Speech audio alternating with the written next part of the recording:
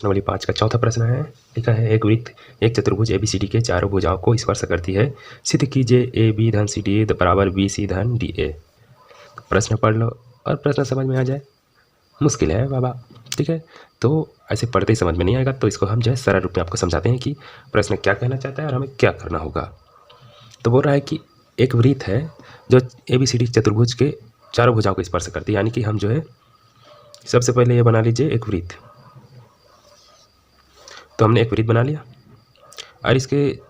और एक जो है ABCD चतुर्भुज है, इस वृत्त के चारों भुजाओं को स्पर्श कर रहा है। यानी कि ये जो है चतुर्भुज के अंदर है। तो आप पहले चतुर्भुज भी बना सकते थे, उसके अंदर वृत्त को बना सकते थे, ठीक है। तो ऐसे तो हाथ से बना रहे हैं तो एकदम सीधा सीधा तो बनेगा नहीं, ठीक है। तो जैसे भी बने चलिए बना ही लेते हैं, ठीक है।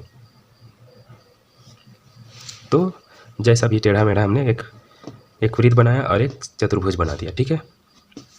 तो एक वृत्त जो है ABCD चतुर्भुज के चारों भुजाओं को स्पर्श कर रही है। देखिए यहाँ, ठीक है, चारों भुजाओं को स्पर्श कर रही है। तो इस वृत्त का चतुर्भुज का नाम कर देते हैं, इसको A, इसको B, इसको C, इसको D, ठीक है। ये इसका केंद्र है, इसको O नाम रख देते हैं। केंद्र को अक्सर O ही नाम क्यों रखते हैं? क्योंकि O का मतलब होता है ओरिजिन, ओरिजिन मतलब ही केंद्र होता है हिंदी में, ठीक है। तो चलिए इसको हल करना शुरू करते हैं और साथ में बोल भी देता हूँ आसान है करके, ठीक है, ताकि आपको आसान लगे।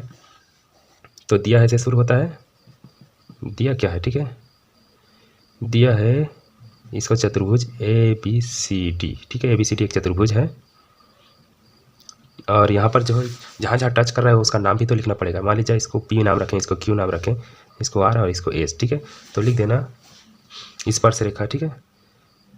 तो एक बिंदु A से भी AB जो है यहाँ P पर टच कर रहा है, ऐसा पूरा लिख लेना, ठीक है।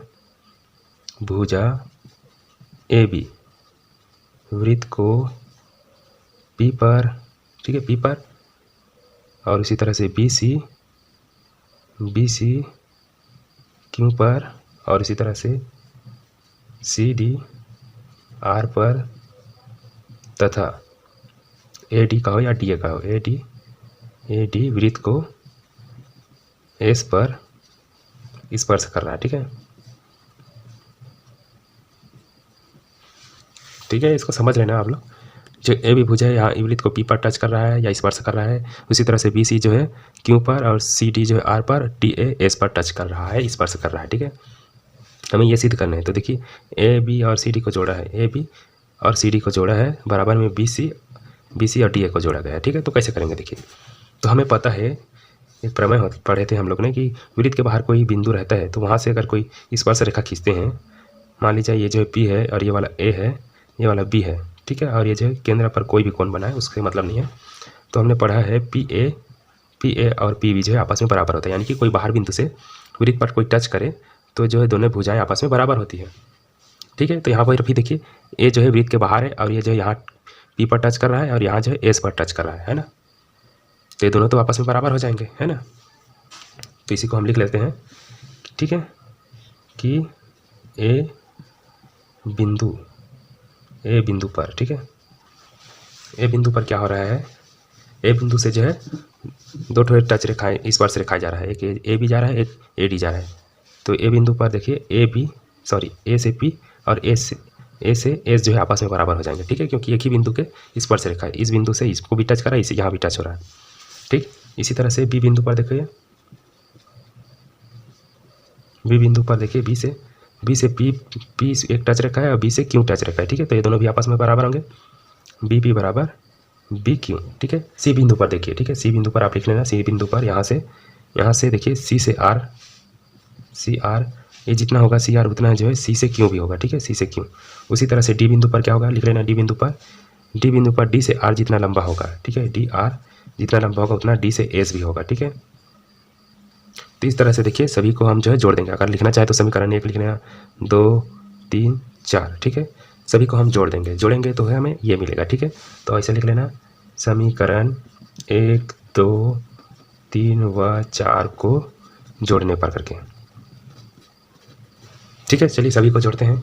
तो बराबर की इस पार वाले एक तरफ जुड़ेंगे, बराबर के उस पार वाले अलग, ठीक है। तो ये जो है AB धन BP धन CR धन DR, ठीक है, एक तरफ हो गया। लेफ्ट हैंड वाले, अब राइट हैंड वाले को लिखते हैं। ये जो है AS है, AS धन BQ और धन जो है CQ और धन जो है DS, चलिए सबको जोड़ते हैं। देखिए अब जोड़ने पर हमें ऐसा लाना होगा, ठीक है, ए बी और सी डी। तो देखिए ए पी और बी पी, ए से पी है और बी से पी है, ये दोनों को जोड़ेंगे तो ए बी हो जाएगा ना, ठीक है। तो देखिए इसको ऐसे कोष्टक बना दूंगा, तो ए पी और बी पी को जोड़ेगा तो इसके बदले में हमें मिलेगा ए बी, एक सीधा बड़ा रेखा, क्योंकि इतना आधा और इतना आधा को जोड़ेंगे तो ए बी एक बड़ा रेखा या बड़ा भुजा मिलेगा, ठीक है। इसी तरह से देखिए सी आर और डी आर, सी से आर ये वाला है और डी से आर ये वाला है, ठीक है। तो इतना छोटा को जोड़ेंगे तो एक बड़ा भुजा डी सी मिलेगा, ठीक है, या डी सी को सी डी भी लिख सकते हैं, तो इसके बदले में हम लिखेंगे सी डी, ठीक। उसके बाद देखिए ए एस, ए से एस ये वाला है और उसके बाद बी से क्यू, बी से क्यू ये वाला है, तो इसको छोड़ दीजिए, ए से एस और हमको लेना है एस से डी, तो ये देखिए एस से डी ये वाला है, ठीक है। इसको थोड़ा सा जमा कर लिख लेते हैं। चलिए यहाँ पर कुछ गलती हो गई तो कोई बात नहीं मिटाते, ठीक है। इसको जो है जमा के एक बार लिख लेना ऐसे, ए एस प्लस इसको लिखना है डी एस, ठीक है। उसके बाद जो है बी क्यू और सी क्यू, ठीक है। ये वाला बस को मैं यहाँ पर थोड़ा से पलट के लिख दिया हूँ, समझ लेना, ठीक है। तो ए एस देखिए, ए से एस और डी से एस, तो कुल मिला के जो है ए डी हो जाएगा। ए डी को यहाँ पर डी ए लिखा है तो हम भी जो है डी ए लिखेंगे, ठीक। उसके बाद बी क्यू है, बी से क्यू ये वाला और सी से क्यू, ऊपर से नीचे ये और ये, इन दोनों को जोड़ेंगे तो बी सी ही मिलेगा, ठीक है। तो ये जगह बी सी, और यही हमें सिद्ध करना था। देखिए बस ये जो है बी सी आगे है और डी ए पीछे है, इससे कोई फर्क नहीं पड़ता, प्लस में तो है ना, ठीक है। तो इस तरह से सिद्ध करना था और ये सिद्ध हुआ, ठीक। छोटा सा है, सरल है, आसान है, आप लोग भी बनाकर देखिएगा। अच्छा लगे तो लाइक कर देना, सब्सक्राइब नहीं किया तो सब्सक्राइब कर देना और शेयर करें, कमेंट करें, जो भी मर्जी करना है करें, ठीक है। मिलते हैं नेक्स्ट क्वेश्चन के साथ।